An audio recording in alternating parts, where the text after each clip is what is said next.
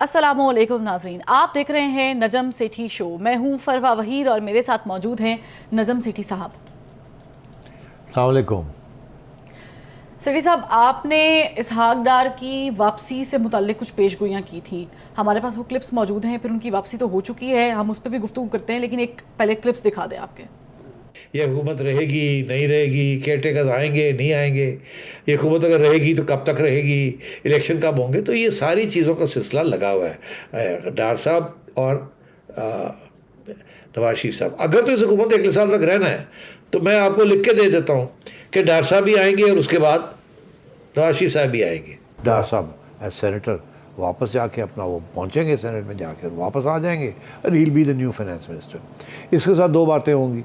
एक तो ये इशारा होगा कि अब महंगाई जो है शायद कंट्रोल में आ जाए, आए या ना आए अलग बात है, लेकिन एक फॉर्मूला तो वो देंगे ना। एक इम्प्रेशन ही होगा कि डार साहब के आने के साथ मिफ्ता इस्माइल साहब की पॉलिसीज़ जो हैं उनके ऊपर ब्रेक लगेगी। डार साहब का आने के साथ नवाज शरीफ साहब का जो बराह रास्त इंटरवेंशन है सबसे important area of the economy, वहाँ अब डार साहब उसको शायद चलाएं। तो आपने पहले ही फोर्स ही कर लिया था।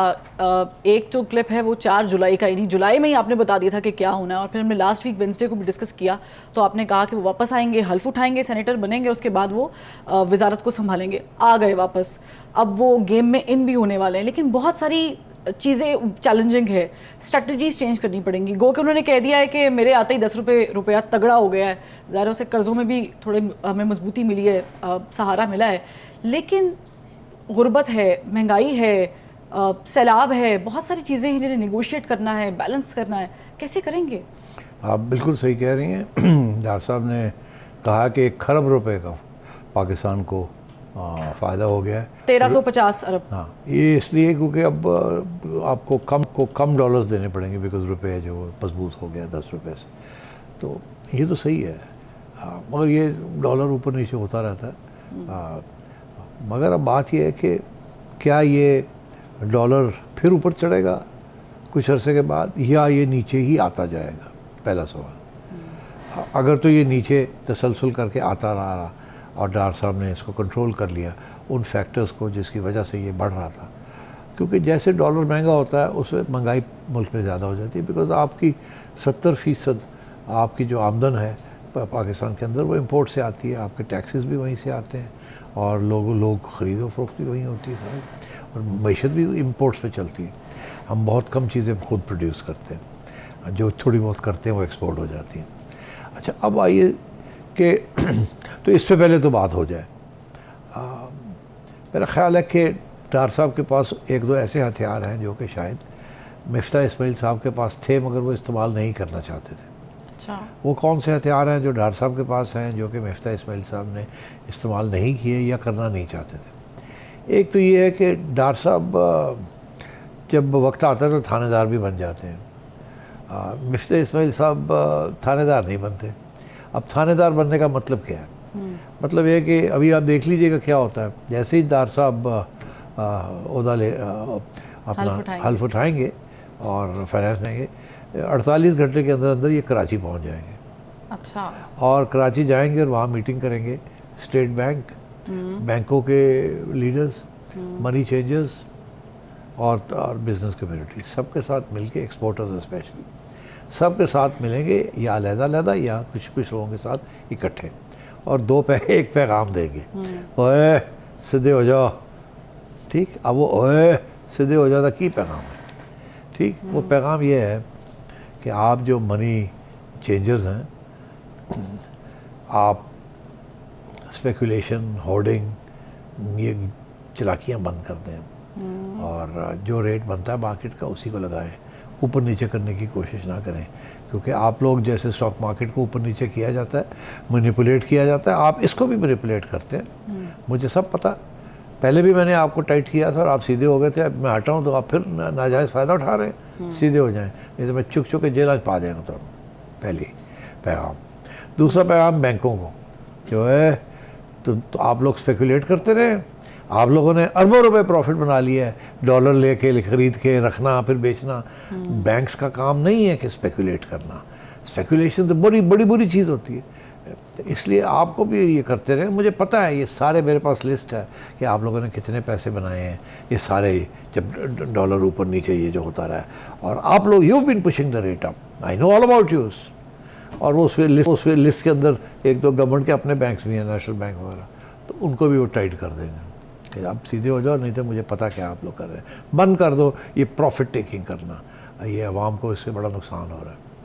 फिर वो जाएंगे स्टेट बैंक के पास, स्टेट बैंक को कहेंगे भाई ठीक है, IMF का बड़ी पाबंदियाँ थी आपके ऊपर और कि इंटरवेंशन नहीं करनी, मगर आपको भी कुछ एहसास तो होना चाहिए था कि इतनी महंगाई हो रही है, ये डॉलर इतना ऊंचा जा रहा है, तो क्या अर्थ था अगर आप $500 बिलियन या 250 मिलियन किसी जब ये बहुत ऊपर शूट कर रहा था तो फेंक देते मार्केट के अंदर, एकदम इसकी क्लाइम जो रुक जाती थी और कॉन्फिडेंस आ जाना था सबके अंदर कि गवर्नमेंट जो है एक्सचेंज रेट को एक हद से आगे नहीं बढ़ने देगी।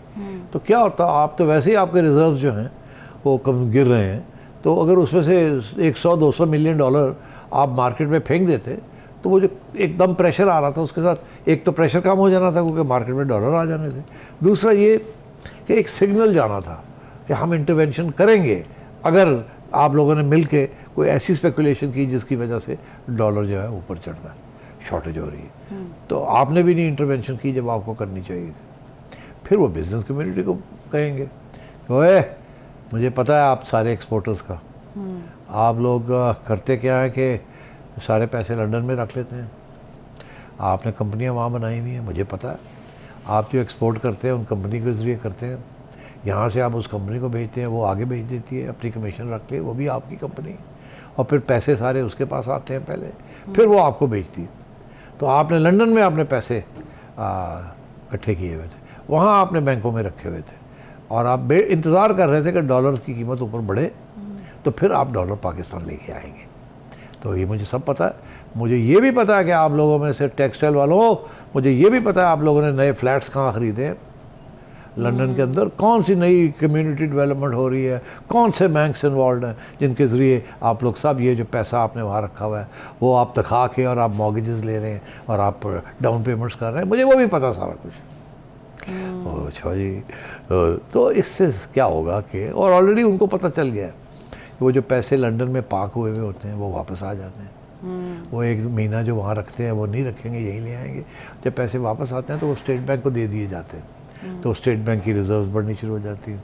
इसी तरीके के साथ ये तो हो गया ना टेक्सटाइल और एक्सपोर्टर्स वालों का काम, फिर इसी से मनी चेंजेस उनको भी टाइट किया जाएगा, बैंक्स को कहा जाएगा आप स्पेकुलेशन आपने नहीं करनी, आपने डॉलर ख़रीदना बेचना नहीं है, ये आपका काम नहीं है, you are not a currency dealer, आप हैं but you are not a primary currency dealer, आप अपना काम करें इंपोर्ट एक्सपोर्ट, ये जो है ना करेंसी स्पेकुलेशन करना, करेंसी के ऊपर पैसे बनाना, मेहरबानी करें मनी, हाँ ये ना करें। और तो इस किस्म की हर एक पार्टी को जिसका इसमें हाथ रहा है उनको बुला के और उनको टाइट कर देंगे, तो वो पैगाम ऑलरेडी पहुंच गया है। और ये नहीं कि ये कोई नई बात करने वाले हैं, 2 दफ़ा पहले भी डार साहब ने इसी किस्म की सूरत हाल को कन्फ्रंट किया था, एक 1998 में भी, जब 1998 में जबकि हमने न्यूक्लियर एक्सप्लोजन की थी और उस वक़्त एकदम फ्रीज़ कर दिए थे सारे अकाउंट्स, और 40 रुपए का डॉलर था और रातों रात ये 60-65% पे पहुंच गया था क्योंकि गवर्नमेंट ने सारा रोक लिया था फॉरेन करेंसी अकाउंट्स। तो डार साहब ने उस वक्त भी जाके टाइट करके और रुपए को फिर 50 रुपए में ले आए थे महीने के अंदर अंदर। फिर 2013-14 में भी ऐसे ही हुआ कि बड़ी मसले थे, तो डार साहब ने, इनको कॉमर्स मिनिस्टर थे, इनको बना लिया फाइनेंस, और इन्होंने जाके मसला हल किया। तो इसलिए ये कि इन्होंने ये काम पहले किया हुआ है, he is a strong administrator, और इनके ऊपर कोई वो चालाकी नहीं कर सकता इनके साथ, तो वो फिर SOCO बन जाते हैं जब बनने की ज़रूरत होती है। अब IMF के साथ जब बात करने की ज़रूरत होती है तो वहाँ वो ठीक ठाक टाई पहन के जानते हैं और बड़े प्यार से बात करते हैं। तो एक तो ये, दूसरी चीज़ ये है कि डार साहब का मौक़िफ़ हमेशा ये रहा है, मेरे सामने उन्होंने मुझे बताया है कि उनका ये ख्याल था कि हमारी तरफ से और इमरान खान की तरफ से, शौकत तरीन की तरफ से और हमारे तरफ से IMF के साथ सख्ती के साथ या प्यार के साथ की बात नहीं होती, कि सही तरीके से नेगोशिएशन नहीं की गई। अच्छा। मगर ये उनका मौक़िफ़ था कि आप अगर सही नेगोशिएशन करते तो शायद इतनी सख्त कंडीशंस आपके ऊपर ना लगती। बहरहाल ये तो उनका मौक़िफ़ था। अब आए आप कि अब वो आ गए हैं तो अब वो क्या करेंगे IMF के साथ। तो खुशखबरी ये है कि IMF के साथ ऑलरेडी डार साहब के आने से पहले ही मिफ्ता इस्माइल साहब और शहबाज शरीफ साहब ने न्यूयॉर्क के अंदर जो एक आध मीटिंग की है, वहाँ उन्होंने आज के जो मसाइल हैं वो उनके सामने रखे हैं। और इम्कान ये है, और ये डार साहब लकी है कि ये बात ऑलरेडी चल पड़ी है कि कुछ डेट रिलीफ और कुछ टेस्ट एक और पैसे आने हैं IMF से, वो अगले साल आने थे, वो शायद जल्दी दे दें आपको। हाँ जी, एक आध नवंबर तक कह रहे हैं। हाँ, वो तो IMF की तरफ से भी नरमी आएगी अब, जिसकी उन्हें एहसास है कि फ्लड्स की वजह से बहुत मसले बन गए हैं। और तो इस किस्म की चीज़ें हो रही हैं, क्योंकि अब हुकूमत ने उनको कहा IMF को कि देखिए पहले जो हमने बनाया था सारा बजट कि हमारे पैसे किसके लिए चाहिए और किसके लिए नहीं चाहिए, तो उसमें ये था कि हमें फ्लड्स का पता नहीं था। तो अब फ्लड्स की इशू ये है कि फ्लड्स की वजह से हमारा गंदम का क्रॉप भी और हमारी कॉटन का क्रॉप भी और हमारा राइस का क्रॉप भी जो है वो इफ़ेक्ट हो गया है। तो इसलिए हमें राइस और वीट जो है हम एक्सपोर्ट करते थे, तो अब इस दफ़ा हमें इंपोर्ट करनी पड़ेगी। इसी तरीके के साथ कॉटन जो है वो भी हमें इंपोर्ट बड़े पैमाने पे करनी पड़ेगी, बिकॉज हमारी इंडस्ट्री बहुत डिपेंडेंट है। उसकी वजह से इंपोर्ट्स हमारी बहुत बढ़ जाएंगी, और आपने जो हमारी इंपोर्ट्स के ऊपर पाबंदियाँ लगाई हुई हैं वो आपको थोड़ी नरम करनी पड़ेंगी, जो IMF मान गया है इस बात को। तो इंपोर्ट का बिल बढ़ेगा, मगर वो जो बढ़ने का जो वजह है वो यही है कि डार साहब को इसकी ये अब फ़ायदा हो जाएगा इस चीज़ का। तो मैं समझता हूँ इस वजह से कुछ ऐसी डेवलपमेंट्स ग्लोबल भी हो रही हैं जिसकी वजह से वो डार साहब को फैसिलिटीज़ मिल जाएंगी। Short to cut a long story short, Farwa अगले महीने दो के अंदर आपकी मईशत की जो महंगाई वाला जो प्रॉब्लम है और डॉलर वाला जो प्रॉब्लम है, ये कुछ हद तक आपको रिलीफ मिलेगी। और इसमें कुछ नेगोशिएशन फिर से होंगी और कुछ SHO बन के डार साहब को कुछ इक़दाम करने पड़ेंगे, और कुछ वैसे भी उनके एक फ़लसफ़ा है। लेकिन उनके बारे में मशहूर था वो मसनूई तरीके से सब चीज़ें कर रहे थे। उन्होंने ऐसे बॉम्ब्स फिट किए थे जो पाकिस्तान तहरीक-ए-इंसाफ की हुकूमत जब आई है तो वो फटे हैं। नहीं देखिए, ये तो बॉम्ब्स की आप बात कर रहे हैं, जो हुकूमत जाती है वो बम छोड़ जाती है दूसरी के लिए। इमरान खान साहब यही रोते रहे कि जी नून लीग की हुकूमत हमारे लिए इतने मुश्किल हालात छोड़ गई थी। ये आए हैं, ये कहते हैं इमरान साहब खान साहब की हुकूमत हमारे लिए। तो जो हुकूमत आती है वो अगले 10 साल का नहीं सोचती, वो अगले 2 साल का सोचती है। हुकूमतों को तो पता ही नहीं होता कि 3 साल भी काटेंगे कि नहीं काटेंगे। हमारा जो ट्रैक रिकॉर्ड है यहाँ का, कोई हुकूमत ने 2.5 साल 3 साल 4 साल नहीं काटता, या कोई प्राइम मिनिस्टर नहीं काटता। पहले हुकूमतें नहीं काटती थी, अब पिछले 10 साल में प्राइम मिनिस्टर्स नहीं काटते, हुकूमत रह जाती है मगर प्राइम मिनिस्टर्स की छुट्टी हो जाती है। तो इसलिए इकनॉमिक कॉन्टीन्यूटी नहीं रहती, इकोनॉमिक स्टेबिलिटी और कॉन्टीन्यूटी जो है वो इकट्ठी चलती है। तो इसलिए एक हुकूमत का बोझ दूसरी हुकूमत को उठाना पड़ता है, वो और मिसमैनेज करते हैं, वो बोझ के ऊपर और भी बोझ डाल के निकल जाते हैं। तो इस किस्म की सूरत हाल है। अब हालात ऐसे हैं कि अब बड़ी तरीके के साथ आगे चलना पड़ेगा, और इनके पास 1 साल है। इनके लिए एक मसला ये है फरवा कि अगर ये 1 साल के अंदर हालात बेहतर नहीं करते तो ये इलेक्शन हार जाएंगे। स्टेक पे है सब कुछ। इसलिए अब इन्हें तरीके के साथ आगे चलना पड़ेगा और आवाम के लिए कोई डिलीवरी देनी पड़ेगी। अब ये आप शॉर्ट टर्म कहें लॉन्ग टर्म कहें, बात ये है कि ये एक मसनूई किस्म की डिबेट है, short term and long term. National interest and party political interest, हमेशा पार्टी का इंटरेस्ट और लीडर का इंटरेस्ट नेशनल इंटरेस्ट से आगे होता है, खा वो कोई प्राइम मिनिस्टर हो, खा वो अपोजिशन लीडर हो। ठीक, तो पहली बात तो ये हमें हकीकत को पहचानना चाहिए। दूसरी बात ये है कि कोई भी इकॉनमी जो है ना वो 2 साल 3 साल से ज़्यादा एक पॉलिसी नहीं रहती, और हालात बदलते रहते हैं, पॉलिसी चेंज होती रहती है। यहाँ तो हालात ये हैं कि एक बजट 2 दफ़ा रिवाइज हो जाता है, सप्लीमेंट्री बजट्स आने शुरू हो जाते हैं, 3 महीने नहीं गुजरते, जो जून जुलाई में बजट आता है और सितंबर में रिवीजन शुरू हो जाती है। और जब बजट ख़त्म होता है जून में तो पता चलता है इतने ओवररन्स हो गए और आपने सैंक्शन इतने पैसे किए थे और लग इतने गए। तो ये काम चलता रहता है। वो एक बहुत फेमस इकोनॉमिस्ट थे, कैम्ब्रिज यूनिवर्सिटी में थे, उनका नाम था जॉन मेनार्ड केन्स। उन्होंने बहुत ज़बरदस्त किस्म की इकोनॉमिक थ्योरी के अंदर इंटरवेंशंस की हैं, और बड़ी उनकी पूरा स्कूल ऑफ थॉट है।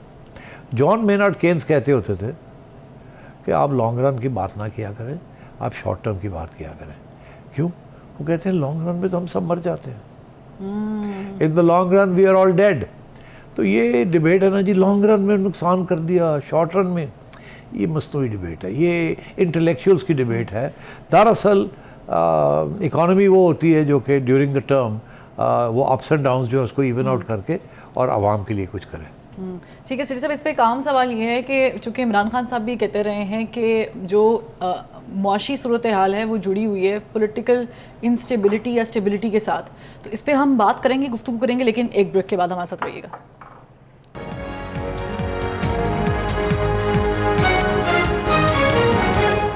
Welcome back. सिटी साहब, मिफ्ता इस्माइल साहब ने जाते जाते ये बात कह दी है कि ये जो हमारी मौशी सूरत हाल है उसका डायरेक्ट ताल्लुक, बराह रास्त ताल्लुक जो है वो पॉलिटिकल इंस्टेबिलिटी के साथ है। इमरान खान साहब भी ये बात करते रहे हैं कि जब तक मौशी हालात तब ठीक होंगे जब पॉलिटिकल सिचुएशन बेहतर होगी। अब मुझे ये बताएं कि खान साहब ने इसहाक डार को निशाने पर रख लिया है, पहले ज़ाहिर है वो और लोगों के, अब इसहाक डार की वापसी को उनको निशाने पर रख लिया और वो कह रहे हैं कि किसी डील के तहत आए हैं। तो यहाँ पर पॉलिटिकल इंस्टेबिलिटी और स्टेबिलिटी की बात तो खान साहब कर रहे हैं, लेकिन अमल दरामद नहीं हो रहा, और ये बात मिफ्ता इस्माइल साहब भी कर चुके हैं कि इसका डायरेक्ट ताल्लुक है पॉलिटिकल, डायरेक्ट ताल्लुक है। मैं तो कोई 100 दफ़ा कह चुका हूँ कि पॉलिटिकल स्टेबिलिटी और इकोनॉमिक स्टेबिलिटी के दरमियान एक रिश्ता है। देखें, अगर आपने इन्वेस्टमेंट करनी है किसी चीज़ में तो उसमें आपको एक चीज़ चाहिए कि जी अगर मैं 1 लाख रुपया इस कारोबार में डालूँगा और इस कारोबार में गवर्नमेंट ने ये सहूलत दी हुई है, इसकी वजह से मुझे थोड़ा सा मुनाफा हो जाएगा। और अगर आप वो सोच के और डाल देते हैं 1 लाख रुपया इन्वेस्टमेंट कर देते हैं, 6 महीने के बाद गवर्नमेंट पॉलिसी चेंज कर देती है, वो जो सहूलत दी थी वो छीन लेती है वापस या कम कर देती है। तो आपने जो सारे कैलकुलेशन किए थे कि मुझे इतने पैसे डालूंगा, इतने मेरे खर्चे होंगे, इतने मुझे प्रॉफिट आएगी, उसके ऊपर इतना मैं टैक्स दूंगा, इतना मुझे बच जाएगा, वो सारे के सारे कैलकुलेशन ख़राब हो जाते हैं। क्योंकि अगर आपको गवर्नमेंट ने पहले कहा था कि आपको टैक्स नहीं लगाएंगे और बाद में टैक्स लगा दिया तो आप फारग हो गए। इससे एक ब्रेक आ जाती है पॉलिसी के अंदर, उसके साथ इकोनॉमिक अनसर्टेनिटी हो जाती है। इकोनॉमिक अनसर्टेनिटी मतलब पता नहीं यार, उन गवर्नमेंट पॉलिसी फिर ना चेंज हो जाए। हमने अरबों रुपए की इन्वेस्टमेंट की है, हमें ये श्योर किया गया कि हम लिपस्टिक के ऊपर बैन लगा रहे हैं और आप फिक्र ना करें, आप लिपस्टिक बनाने की फैक्ट्री लगा लेंगे, ठीक। तो मैंने जाके लिपस्टिक की फैक्ट्री लगा ली और मैंने बेचने शुरू कर दिया। पता लगा बैन खोल दिया और बाहर से लिपस्टिक आनी शुरू हो गई, मेरी लिपस्टिक बह गई, ठीक। मैं तो गाला कटांगा, मैं कहूँगा जी ये तो इकोनॉमिक्स में सर्टेनिटी, पक्का होना कि भाई ये अगले 1 साल 2 साल 3 साल 4 साल यही पॉलिसी चलेगी, कोई ऐसी चीज़ नहीं होगी जिसके साथ मेरे कारोबार के ऊपर कोई बुरा असर पड़े। बुरा असर स्ट्राइक्स के साथ हो सकता है, छुट्टियों के साथ हो सकता है, नई गवर्नमेंट पॉलिसीज़ जिसके साथ मिनिमम वेज बढ़ा दी आपने, ये कर दिया वो कर दिया, टैक्स रेट बढ़ा दी, ये सारी चीज़ें जो है ना, ये अगर आप हर रोज़ हर दूसरे दिन बदलते जाएंगे ना तो कोई भी यहाँ इस मुल्क में इन्वेस्टमेंट नहीं करेगा। तो सबसे पहले सिखाया जाता है इकोनॉमिक्स में कि इन्वेस्टमेंट उस माहौल में होती है जहाँ पता हो कि अगले 2 साल 3 साल 4 साल मामला ऐसे चलेगा, ठीक। और अगर ऐसे नहीं होता तो नहीं करेगा। इन्वेस्टमेंट के साथ कारोबार चलते हैं, ठीक। तो अब एक तो ये कि इकोनॉमिक अनसर्टेनिटी, जैसे ही खान साहब आए तो खान साहब ने जो लड़ाई झगड़े करने शुरू कर दिए ऑपोजिशन के साथ, उसके साथ पॉलिटिकल अनसर्टेनिटी शुरू हो गई। मगर अगर पॉलिटिकल अनसर्टेनिटी थी, जो फड़ो पकड़ दकड़ नैब लगा दिया, ये कर दिया वो कर दिया, तो फिर भी जो कारोबारी लोग थे वो समझते थे कि चलो यार तो सियासतदानों को अंदर किया जा रहा है, कोई लड़ाई झगड़ा भी कोई नहीं, उनके लिए कोई खड़ा होने के लिए तैयार नहीं, चलो हम अपना कारोबार तो चलाएँ। तो खान साहब ने एक दूसरी गलती की कि खान साहब ने पहले अनाउंस किया कि हम IMF के पास नहीं जाएंगे और हम खुद यहाँ बैठ के अपना काम करेंगे, और हमने फ़लाना फॉरेन मिनिस्टर कॉमर्स मिनिस्टर फ़लाने को लगा दिया और फ़लाने को हमने फाइनेंस मिनिस्टर लगा दिया। मगर जब ये बिजनेसमैन ने देखा है कि जिसने आपने असद उमर साहब को फाइनेंस मिनिस्टर लगा दिया है वो IMF के ख़िलाफ़ है, बिज़नेस कम्युनिटी को पता था आपको पैसे की ज़रूरत है, तो यार करदा की पे है, पैसे की ज़रूरत है, डिफ़ॉल्ट हो जाएगा, करंट अकाउंट डिफिसिट ख़राब हो रहा है, और ये कहता मैंने पैसे नहीं लेने, ये तो पागल है, इसको तो कारोबार का पता ही कुछ नहीं, इन्वेस्टमेंट ना करो जी, चुप करके बह जाओ। फिर उसके बाद असद उमर साहब की छुट्टी हो गई, यू टर्न लिया और बुला लिया किसको, हफीज़ शेख साहब को। हफीज़ शेख साहब ने कि IMF आ रहा है, तो बिजनेस कम्युनिटी का लो जी हूँ 1 साल ज़ाया हो गया है, असी चुप करके बैठे रहे हैं, अब कहते हैं IMF आ रहा है, चलो शुक्र है IMF आ रहा है, चलो जी कारोबार शुरू करो जी, पैसे आ रहे हैं, ये हो रहा है वो। IMF के साथ वर्ल्ड बैंक भी आता है, एशियन डेवलपमेंट बैंक भी आता है, और भी इदारे आ जाते हैं। तो सिर्फ एक IMF का मतलब ये नहीं कि $1 अरब आ रहे हैं, 5-6 अरब डॉलर मुख्तलिफ जगहों साथ साथ आते हैं उसके, क्योंकि कॉन्फिडेंस बिल्ड हो जाता है। IMF ने चेक कर लिया है फरवा को उधार देना है, फरवा इज़ अ गुड इन्वेस्टर, दे दो। उसके बाद साल के बाद हफीज से छुट्टी हो जाती है, फिर हमाद अज़हर साहब आ जाते हैं, फिर जामा मादर साहब आए थे, ओ फिर कोई और ही लाइन ले रहा है। कभी कहते हैं इंडिया के साथ तजारत करनी है, कभी कहते हैं नहीं करनी। और वो सियासी तौर पे ऑपोजिशन स्ट्रांग होती जा रही है, क्योंकि आपने इनकी इतनी पिटाई की है कि उनके पास अब चारा ही कोई नहीं रहा, और आपने इकोनॉमिक पॉलिसीज इतनी बुरी की हैं कि आवाम जो है आपसे बददिल हो रही है। तो दोनों चीज़ें कंबाइन होनी शुरू हो गई। पॉलिटिकल अनसर्टनटी, लॉन्ग मार्च आ रहा है, मौलाना आ रहा है, पता नहीं गवर्नमेंट रहेगी नहीं रहेगी, ये शायद 126 दिन का धरना नहीं है, क्या है ये, मौलाना आ गया, ये हो गया वो हो गया, और ये हर रोज़ के जी हम आ रहे हैं और वो अंदर करी जा रहे हैं, तरी जा रहे हैं। तो मतलब ये पॉलिटिकल अनसर्टनटी, इसमें इस किस्म के माहौल में कोई इन्वेस्टमेंट नहीं करता। मेरा पता नहीं क्यों लगा, ये गवर्नमेंट ने पॉलिसीज़ बनाई, कल ये कोई और हो जाएगा, कोई और गवर्नमेंट आ जाएगी, ये गिर जाएगा तो क्या होगा।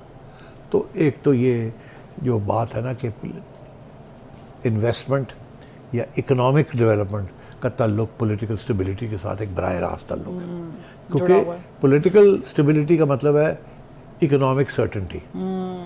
अगर गवर्नमेंट रहेगी तो वो सर्टन, मगर यहाँ तो ये था कि वो गवर्नमेंट सिलेक्टेड गवर्नमेंट थी, पहले दिन से इनके ऊपर एक सवालिया निशान था कि ये सिलेक्टेड गवर्नमेंट है, ये कब तक रहेगी। इसीलिए हर रोज़ हम ये सुनते थे कि जी 1 page same page same page same page same page, और जी हूँ तो बस सब कुछ ठीक हो गया। उधर ऑपोजिशन बढ़ती जा रही थी, इकट्ठी होती जा रही थी, तो लग रहा था कि एक तूफ़ान आने वाला है।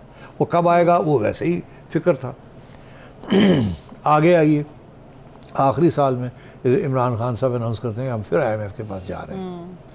पहले बीच में आए गए फिर चले गए, और अब हमें ये करना पड़ेगा वो करना। उस वक्त तक पानी यहाँ तक आ चुका था। तो उस वक्त हम जैसे लोग ये कहते थे कि ये जो पॉलिटिकल अनसर्टेनिटी है, और एक तरफ और ऊपर से खान साहब की इकोनॉमिक पॉलिसीज़ जो हैं यू टर्न ले रहे हैं, तो ऐसे तो मुल्क तबाही की तरफ जा रहा है, जो कि हुआ।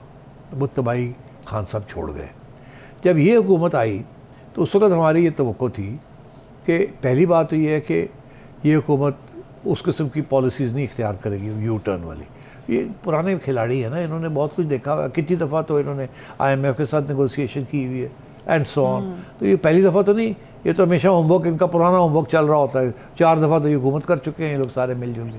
तो इनके लिए तो वो चीज़ थी जो इमरान खान अब कहता है कि हम तो तैयारी नहीं थी हमारी, हमें तो पता ही नहीं था, पता ही नहीं चला हमारे साथ हुआ क्या है। ठीक है, तो वो इनके लिए तो वो इशू नहीं था। तो सर्टेनिटी तो थी कि जो ये पॉलिसीज़ करेंगे वो रहेंगी। मगर फिर खान साहब ने सोचा कि लो जी ये तो पॉलिटिकली स्टेबल हो जाएंगे, पॉलिटिकली स्टेबल हो जाएंगे तो इकोनॉमिक पॉलिसी भी ठीक हो जाएगी, ये तो फिर अगली इलेक्शन जीत जाएंगे। ओहो, डिस्टेबलाइज करो, पॉलिटिकल अनसर्टेनिटी क्रिएट कर दो, इंस्टेबिलिटी क्रिएट कर दो, ताकि इकोनॉमी जो है वो रुक जाए। और उसका फाइनल प्रूफ, उसके एक प्रूफ तो ये था, हर रोज़ जलसे जुलूस में आ रहा हूँ इनको गाली गलौज, अगला दिन लॉन्ग मार्च हो रही है, ये हो रहा है वो हो रहा है। मगर उसका फाइनल प्रूफ था कि जिस दिन शौकत तरीन साहब ने और झगड़ा साहब ने, बिल्कुल, 2 वज़राए ख़जाना पंजाब और KP के उन्होंने पूरी कोशिश की कि डिरेल कर दिया जाए IMF के साथ प्रोग्राम। तो उस वक्त उन्होंने नेशनल इंटरेस्ट नहीं सोचा, कौमी मफाद तो नहीं सोचा, उन्होंने अपना ज़ाती पार्टी का मफाद सोचा। तो उससे वाकई शोर पड़ गया। तो Khan sahab is the cause of political uncertainty and instability. तो खान साहब का ये कहना कि जी पॉलिटिकल सर्टेनिटी होनी चाहिए और पॉलिटिकल स्टेबिलिटी की वजह से मईशत नहीं चल रही, खान साहब है ज़िम्मेदार, इज़ रिस्पॉन्सिबल फॉर दिस। और उसकी वजह ये है कि अगर खान साहब 1 साल इंतज़ार करते, इलेक्शन अगले साल होनी थी, तो ये बिल्कुल ना होता। अपना काम करते, इनको गाली गलौज करते रहते, जलसे जुलूस करते रहते, मगर ये जो धमकियाँ है, मैं आ रहा हूँ, मैं लॉन्ग मार्च करूँगा, मैं इनको रहने नहीं दूँगा, फिर फ़ौज के साथ टक्कर ले लेनी इस तरीके के साथ, और सारी मईशत को क्या, सारे कौम को हिला देना, इसके साथ तो फिर यही होना था जो हुआ। तो खान साहब जो है वो प्रॉब्लम है, वो सोल्यूशन नहीं है। ना ही इस वक्त कोई इलेक्शन होना कोई सोल्यूशन है, वो और भी प्रॉब्लम्स क्रिएट कर देगी। इस वक्त आपको एक चीज़ को चलाना है 1 साल, ताकि वो जो पटड़ी से उतरी हुई है उसको उठा के रेलगाड़ी को आपने रेलों के ऊपर लगाना है और धक्का लगा के उसको स्टार्ट करना है। खान साहब है वो कहते हैं चढ़ने नहीं देना होते, तो जो चढ़ाने की कोशिश करता है उसको भी गिरा दो। तो Khan sahab is responsible for this mess, और उनको कोई फिक्र नहीं है, he doesn't care, he just feels के सबसे इम्पॉर्टेंट बात यह है कि वो वापस किसी न किसी तरीके के साथ इक़्तिदार में आए। अगर खुदा न ख्वास्ता वो इक़्तिदार में आ गए, तो अगर उन्होंने वही हरकतें की जो वो पहले कर रहे थे, तो ये जो दो छोटा मोटा रह गया, जो दुनिया आपके साथ री एंगेज हो गई है अब फिर से, ये भी फारग हो जाएगी। ब्रेक पे जाने से पहले स्टेडी साहब मैं पूछना चाहूँगी कि इसहाक डार तो आ गए हैं, मियाँ साहब ने भी बैग तैयार कर लिया? जी, मियाँ साहब तैयारी में हैं। मैंने आपसे उस दिन भी कहा था कि मियाँ साहब दिसंबर से पहले पहले आ जाएंगे। आप लेने जा रहे हैं? नहीं, मैं क्यों जाऊँगा लेने? वैसे ही लंदन घूमने फिर रहे हैं। नहीं, मैं घूमने फिरने नहीं जा रहा, और जब जाऊँगा आपको बताऊँगा। ठीक है स्टेडी साहब, एक ब्रेक लेते हैं, ब्रेक से फिर वापस आते हैं।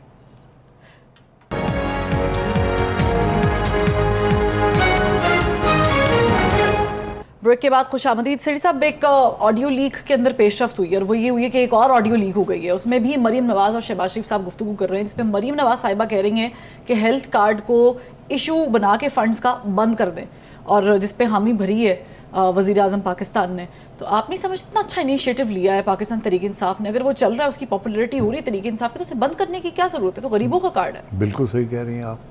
ये सियासत में इसी किस्म की चीज़ें होती हैं। मुझे बड़ा अफसोस है ये सुनकर। उसकी वजह ये है कि इसमें कोई शक नहीं है कि अगर इमरान खान की हुकूमत ने कोई 1-2 अच्छी चीज़ें की थी, तो उनमें से ये एक चीज़ थी, उन्होंने बेनज़ीर इनकम सपोर्ट प्रोग्राम का नाम भी चेंज कर दिया था, आपको पता है, एहसास प्रोग्राम बना दिया।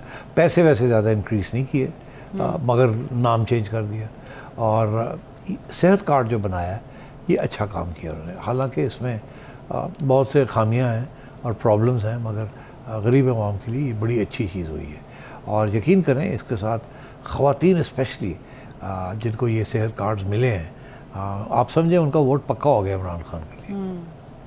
तो ये तकलीफ़ तो होगी ना नून लीग को कि वो ऐसा काम कर गया जिसके साथ उसको वोट मिल रहा है। और मेरी इतला के मुताबिक जो सर्वेज़ हुए हैं, ये जो पिछले बाई इलेक्शंस हुए हैं, उसके अंदर जो औरतों की तादाद थी, पार्टिसिपेशन थी, वो बढ़ गई थी। और उसकी एक वजह यही थी कि बहुत सी औरतों जो हैं इस चीज़ सेहत कार्ड की वजह से इस गवर्नमेंट को उन्होंने वोट दिया। और ये पीटीआई के अंदर काफ़ी लोग हैं जो कह रहे हैं कि ये इतना अच्छा काम किया हमने कि इसके अंदर दुगने पैसे डालने चाहिए थे, और अगर ये रह जाते तो शायद इसको और भी पैसा वो सेहत कार्ड में डालते, ताकि गरीब लोग जो हैं उनके लिए कोई सहूलत हो।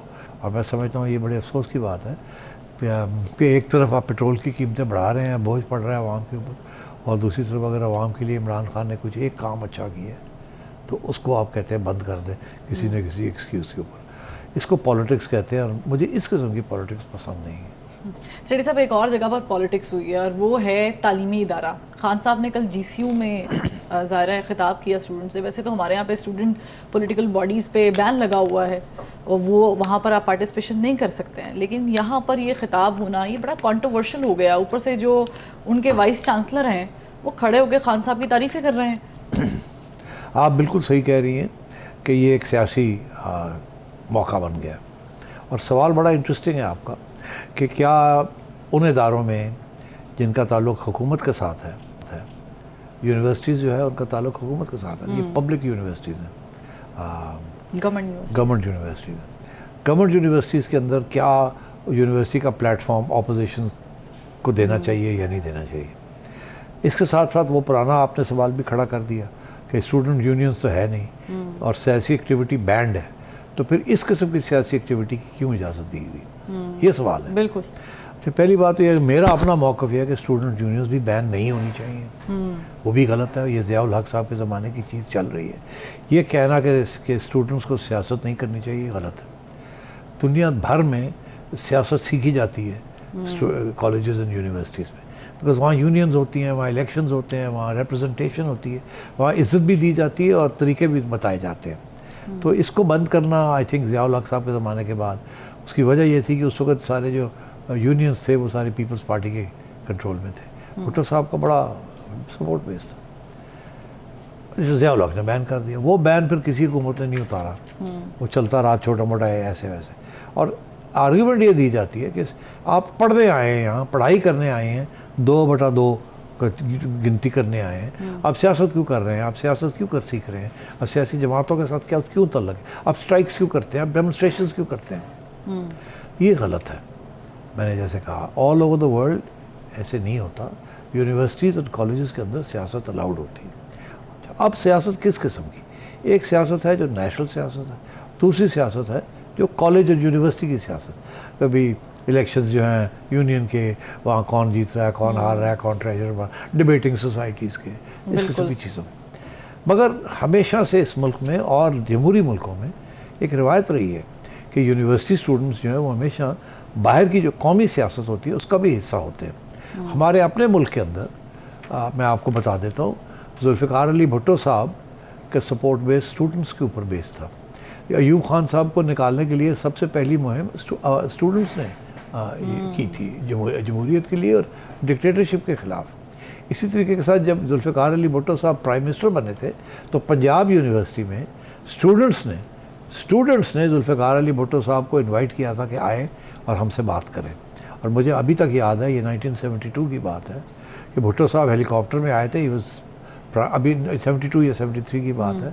और वो आए और उन्होंने वहाँ कोई 1000 का मजमा था यूनिवर्सिटी में इन द हॉल, वहाँ उन्होंने एड्रेस किया जहाँ उन्होंने सियासी बातें की और सब लोगों ने चेयर किया, उनको सपोर्ट था स्टूडेंट्स के अंदर। अब बात ये ज़रूरी है ये एक्टिविटी, मगर इसमें फ़र्क होना चाहिए कि आपने अपना प्लेटफॉर्म दिया फॉर स्टूडेंट एक्टिविटी या आपने ख़ुद उसमें हिस्सा लिया। प्लेटफॉर्म देना बिल्कुल सही है पहली बात। तो अगर वाइस चांसलर साहब ने गवर्नमेंट कॉलेज का प्लेटफॉर्म दिया था इमरान खान साहब को स्टूडेंट्स के लिए, तो मैं समझता हूँ बिल्कुल कोई हर्ज नहीं था। अगर किसी आपवा ने या किसी और लाहौर कॉलेज ने या किसी और कॉलेज ने मरीम नवाज शरीफ को प्लेटफॉर्म दिया था, आए और बोले होम इकोनॉमिक्स, तो कोई हर्ज नहीं है उसमें। मगर प्लेटफॉर्म स्टूडेंट्स दे सकते हैं, एडमिनिस्ट्रेशन नहीं दे सकती। एडमिनिस्ट्रेशन को न्यूट्रल होना पड़ता है। They cannot stop it from happening, they should give permission.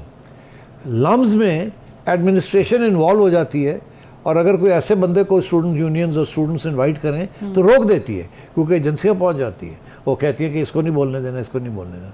तो इस मुल्क में इस किस्म के हमारे प्रॉब्लम्स चलते रहते हैं। तो गवर्नमेंट कॉलेज वाइस चांसलर का कोई बिजनेस नहीं थी कि वो वहाँ आते और वो खैर मकदम खुद करते। उनको बाहर रहना चाहिए था। स्टूडेंट्स को इमरान खान साहब को दावत दी थी, आना चाहिए था, वाइस चांसलर को प्लेटफॉर्म देना चाहिए था।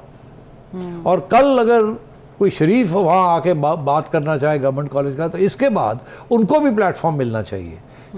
हर सियासी लीडर अगर कोई स्टूडेंट्स उनको बनाना चाहते हैं तो कोई रुकावट नहीं होनी चाहिए। यहाँ तक मैं कहूँगा, अगर स्टूडेंट्स किसी स्टूडेंट को बुलाना चाहते हैं जो कि एडमिनिस्ट्रेशन को पसंद नहीं है, अली वज़ीर को बुलाना चाहते हैं, मौसम दावर को बुलाना चाहते हैं, तो किसी किस्म की कोई रुकावट नहीं होनी चाहिए।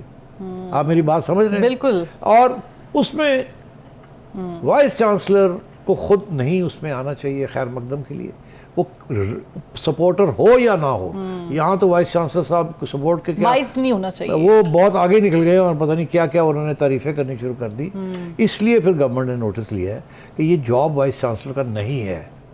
और इससे ये भी साबित होता है सिटी साहब कि हमें बाइस्ड नहीं होना चाहिए, ख्वाह वो किसी यूनिवर्सिटी के वाइस चांसलर हों या फिर कोई पॉलिटिकल पार्टी अगर कोई अच्छा इनिशिएटिव ले चुका है तो उसे चाहिए कि उसे कंटिन्यू करे। और इसहाक डार के लिए यकीनन आने वाला 1 साल टिल इलेक्शन बड़ा अहम है। नून लीग को बहुत सारी चीज़ें करना पड़ेंगी। फरवा वहीद को नजम सिटी शो से इजाज़त दीजिए, फिर मुलाकात होगी। स्क्रीन पर चलते हुए नंबर पर आप अपना फीडबैक ज़रूर दे सकते हैं। अल्लाह हाफ़िज़।